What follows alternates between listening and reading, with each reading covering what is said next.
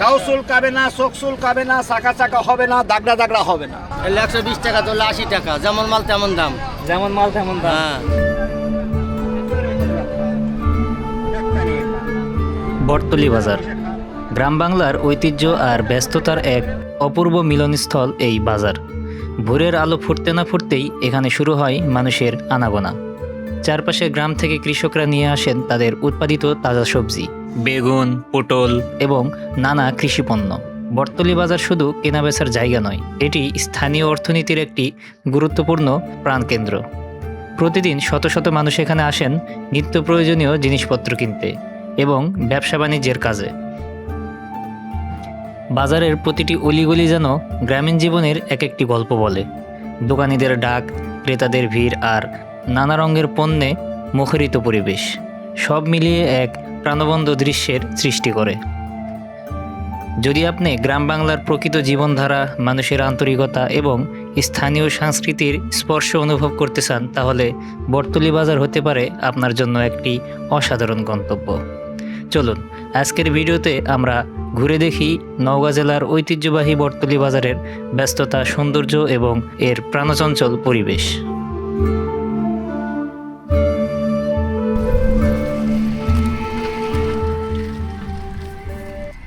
Uncle, আপনি চাষ করেন নাকি? হ্যাঁ, চাষ করি। কোথায় চাষ করেন?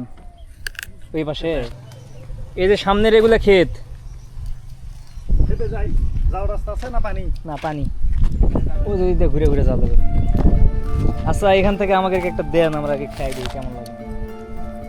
একদম ক্ষেত থেকে উঠিয়ে আনা পাকা বাঙ্গি খাওয়ার যে কি স্বাদ, তা একদম ভোলার মতো নয়। আপনারাও যদি এই বাঙ্গির স্বাদ নিতে চান, তাহলে আপনাদের চলে আসতে হবে মান্দা থানার কালামারা ব্রিজের কাছে। ক্ষেত থেকে উঠে আনা বাঙ্গি আমরা খাইতেছি, খুবই টেস্ট। আর এই জায়গার নাম হচ্ছে কালামারা। কালামারা, কালামারা ব্রিজ। হ্যাঁ, কালামারা ব্রিজ। কালামারা ব্রিজ সরের বাঙ্গি, সরের একদম সরের বাঙ্গি, কালামারা ব্রিজ, মান্দা থানা। হ্যাঁ, আপনারা যদি একদম সরের বাঙ্গি খাইতে চান, তাহলে ডাইরেক্ট এই জায়গায় চলে আসতে হবে। প্রিয় দর্শক, এই গাড়িতে যেই ছাগলগুলো দেখতে পাচ্ছেন, এগুলো বটতলী বাজার থেকে এসেছে। গরু ছাগলের হাট বসে সকালে, আর আমরা এখন যাইতেছি বিকেল 3টা বাজে, যার কারণে আমরা গরু ছাগলের হাট দেখতে পাচ্ছি না, দেখতে পাবো না, অলরেডি সেটা শেষ। আমরা এখন যে জায়গায় দাঁড়িয়ে আছি, এটা হচ্ছে মান্দা থানার শেষ সীমানা, আর এখান থেকেই নিয়ামতপুর থানা শুরু। আর আমরা যে বটতলী বাজারে যাইতেছি, সেটা নিয়ামতপুর থানার ভিতরেই। এখান থেকে আর 5-7 মিনিট সময় লাগবে মোটর সাইকেলে।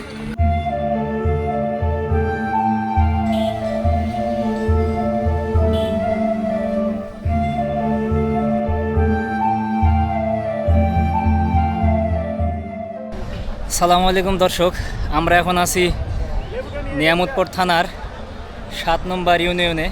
আর এই বাজারের নাম হচ্ছে বটতলী বাজার। দেখতে পাচ্ছেন, আমার জীবনে আমি যতগুলো গ্রামীণ বাজার দেখেছি, তার চাইতে সবগুলোর চাইতে সুন্দর এবং শ্রেষ্ঠ বাজার এটা।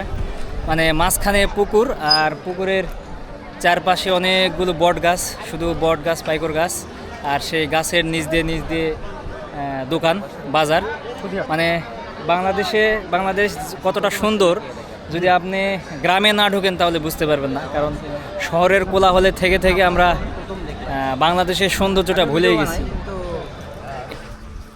বাজারে ঢুকতে না ঢুকতেই দেখলাম চাচাই পেঁয়াজু ভাজতেছে গরম তেলে। তবে এসব গ্রামের বাজারে সবচাইতে আকর্ষণীয় জিনিস হলো মিষ্টির দোকান। ছোটোবেলায় যখন বাবার হাত ধরে বাজারে যেতাম, তখন মিষ্টি খাওয়ার চাহিদাটা সবচাইতে বেশি থাকতো। কত করে এটা? 280।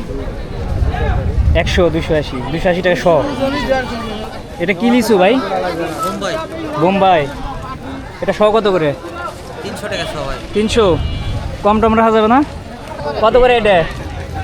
360। এটা 360। এটাও বোম্বাই? হ্যাঁ, বোম্বাই। দেখেন, বলতে না বলতেই চলে আসলাম মিষ্টির দোকানে।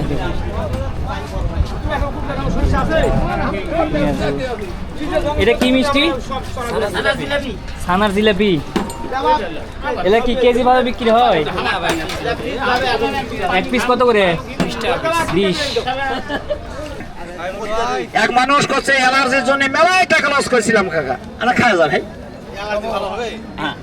গাও চুলকাবে না, চোখ চুলকাবে না, চাকা চাকা হবে না, দাগড়া দাগড়া হবে না, ঘাড়ে রক টাইম ধরবে না, কানুসের মাছের মতো গালি মারবেন। তো খায় যান না কেন?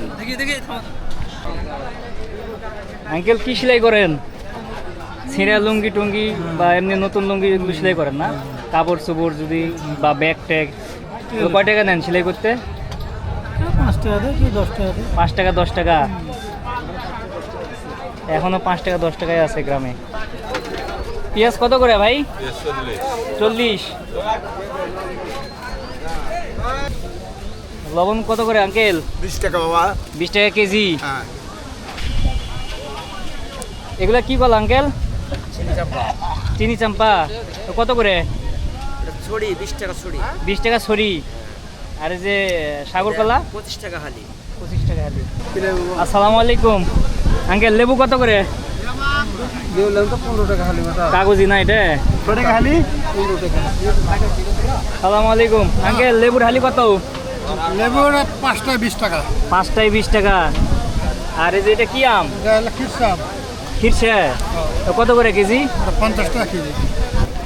ঢেঁড়স কি আপনি বাড়ির বাড়ির না? কত করে এগুলো? আরে ভাই বিতিরি বেচতে বেচতে 20 টাকা। 20 টাকা কেজি। আঙ্কেল আসসালামু আলাইকুম, পটল কত করে বেচতেছেন এটা? 20 25। আর এই যে কচু কত করে? কচু 50 50। কম টম নেই? ওটাই দাম। ওইটাই দাম। 1800 কিনে বিক্রি ওটাই, ওটা লাভ তো করা যাবে 5 টাকা, বুঝতে পারেন? ঠিক আছে, বুঝতে পারছি।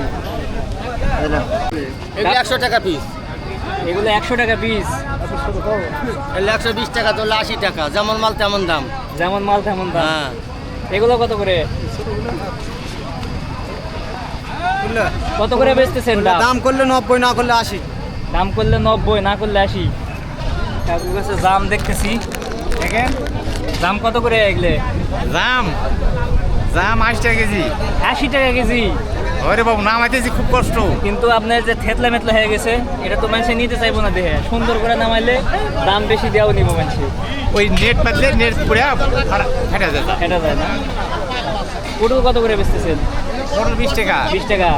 পুরা বাজারে একই দাম। একই, এখন 15 হলেও মনে হয় ছেলে তাহলে। 20 টাকা দাম। এটা কত আঙ্কেল? দাম জিজ্ঞেস ওটা দাম বর্তমানে এখন 30 টাকা কেজি। 30 টাকা কেজি।